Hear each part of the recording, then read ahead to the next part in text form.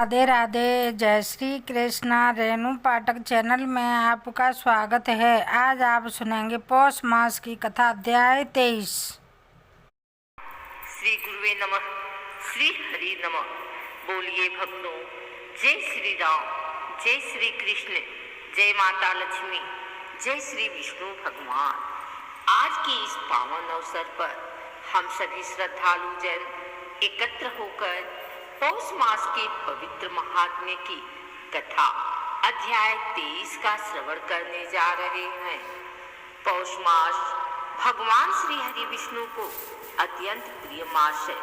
इस मास में किया गया कथा श्रवण, व्रत, जप, दान और सेवा अच्छे पुण्य प्रदान करती है। हे प्रभु, हम सब पर अपनी कृपा बनाए रखना, हमारी बुद्धि को शुद्ध करना और इस कथा श्रवण को सफल बनाना। आज हम यह कथा अपने और अपने परिवार की सुख शांति, स्वास्थ्य, धन समृद्धि, संतान सुख और मोक्ष की प्राप्ति के लिए सुन रहे हैं। हे भगवान विष्णु, हे माता लक्ष्मी, कथा में जाने अनजाने हुई किसी भी भूल चूक को क्षमा करना और हमें पूर्ण फल प्रदान करना। अब आपकी आज्ञा से हम पौष मास महात्म्य कथा अध्याय 23 का शुभारंभ करते हैं। प्राचीन समय की बात है। नैमिषारण्य में महर्षि शौनक सहित अनेक ऋषि मुनि सूत्रधार ऋषि से पौष मास के महात्म्य को सुन रहे थे। ऋषियों ने विनम्र भाव से पूछा, हे महात्मन, आपने हमें पौष मास के अनेक व्रतों और कथाओं का वर्णन किया। कृपया अब यह बताइए कि इस मास में कथा श्रवण और सेवा का फल किसी प्रकार मनुष्य के जीवन को बदल देता है। सूत्रधार ऋषि मुस्कुराए और बोले, हे ऋषियों, अब मैं तुम्हें अध्याय 23 की एक अद्भुत और शिक्षाप्रद कथा सुनाता हूँ, जिसे सुनकर पापी भी पुण्यात्मा बन जाता है। एक निर्धन भक्त की कथा। एक नगर में एक अत्यंत निर्धन ब्राह्मण रहता था। उसका जीवन दरिद्रता, रोग और दुखों से भरा हुआ था।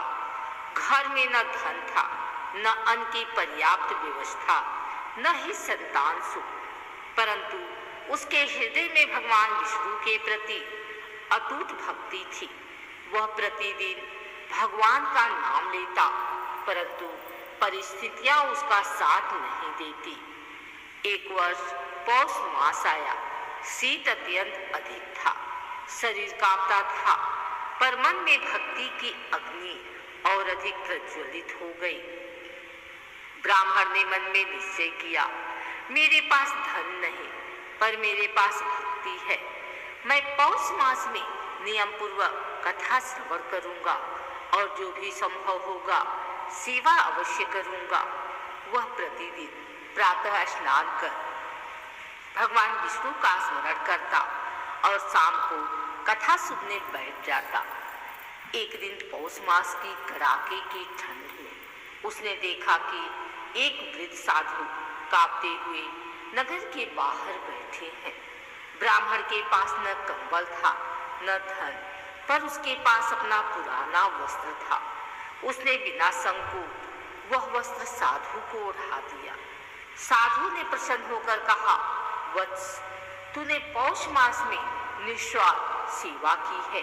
तेरे जीवन में भगवान विष्णु की कृपा अवश्य बरसेगी। इतना कहकर साधु अंतर ध्यान हो गए।